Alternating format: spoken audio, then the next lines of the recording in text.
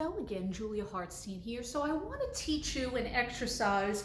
It's great for shoulder and neck strengthening, and normally it's called sandbag, and you would have a little bar with a bag on it. Sandbag, I think it's about 5 pounds, and there's a string, and you have to roll it up and roll it down. That being said, when you're first starting, the bag is not necessary, just a pole is necessary. Now in Pilates, the one that goes with the reformer, I don't know if you can see the difference in the thickness of these bars, right? And you can easily go to Home Depot and get something about this size. As a matter of fact, I have a pole that I got at Home Depot that I use as a cheap version of my gondola pole, right? You can see how big this is, right? You can just get it cut to whatever size you want. You can say, hey, I just want it about this big. It doesn't have to be big. I would say a little bit bigger than your shoulders, right? If you can see this bar, that's gonna fall over. But you can see, right, that's a little bit wider than my shoulder. So if you're going something like this, and this is very light, it's not a heavy pole, which I would also suggest. You can always make them a little heavier as you get more advanced or you're working on your strength. This I don't think was that expensive. It was definitely not more than $5 of that. But this is also very many years old. I mean, everything's twice the price now, right? Milk is $10, right? So I'm gonna use this pole because I like the thickness of it. The bar it's usually a wooden bar, and usually it's only about that big. So it's even shorter than this bar usually, and it would have the sandbag on it. Not necessary. The hard part of anything, just like your arm weight series, anything standing, your stance is the most important. I don't care what you're doing with anything else. Of course, we want to work what we're working on, right? So you would find your stance. I'm going to do this sideways for a moment just so you can see, right? I'm taking my feet parallel, which you can't see, I don't think, in the video, no. But right now I want to focus on this. So we'll pretend that we all know what our stance is. If not, go back and find the video. And you want to have your arms out. So always in Pilates, oh, see, look, I can pull my rib cage back. Always in Pilates, your hands, when you're holding them, whether you're holding a bar or not, this is the lowest point. Your elbow, right? You can see my elbow is the middle point. You don't want your elbow hanging down. And your shoulder is the highest point. So, right, like if a drop of water was coming, it could roll down your arm, theoretically. So, keeping that in mind, I'm also going to do this front and side so you can see.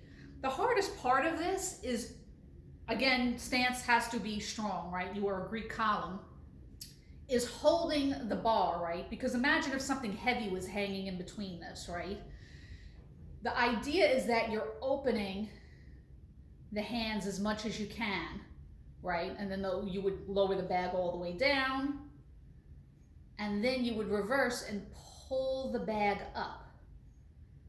And notice, whoops, see, that one was a little, it's trying to keep the bar even and opening up the hands. Now, everybody's gonna wanna do this with their arms, right? You have to maintain this frame, right? Remember Dirty Dancing? This is my dance space, that's your dance space. You have to hold your space, keeping that, right? Nothing else is moving except for my wrist down. Nothing else is allowed to move. Whoop, and not drop the pole. And then you want to reverse. And you want to try to make it so that all of this is not doing anything.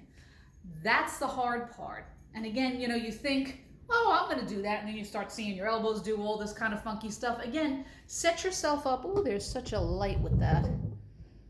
Let's see, let's do this a little bit. You want to set yourself up so that you can see. Find a mirror. Again, maybe set up your phone or tablet so that it can reverse and you can see yourself. Just to keep yourself honest. You might be able to see it while you're doing this, and when you're getting good at it, that's great. Again, still have something to check you out, because you're going to notice the tendency is for us to do this, right?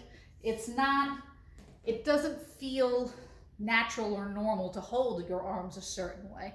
But dancers, if you look at dancers, it's not that, you know, it's funny, I saw a video for dancer arms and they're doing all these push-ups and other things, and I'm like, dancers don't have arms because of that. They have arms because they're using their arms all the time to hold. So not to say that they don't boost it with doing push-ups and whatever else they're doing. That is a great way to help start maintaining all of these muscles. So that is your sandbag and or modified sandbag. Again, there would normally be, because I don't own one at the moment, it would be a wooden pole and it would be a string, and we would have to stand up on something actually very high to get the bag all the way down to the floor and all the way back up. Normally we would stand on the Wunda chair, which is not a piece of equipment we need for any of this. You can do this standing on the floor. And again, you don't even need the bag, you can do this. And again, you can set up your own, make up your own bag if you want. Again, Home Depot, Lowe's, they're great places just to kind of run to and get something quick that way and not have to spend a lot of money. And that is your sandbag. If you have any questions and or concerns, reach out. I would love to hear from you, and let me know how you do with this and if you try it. Many blessings. See you soon.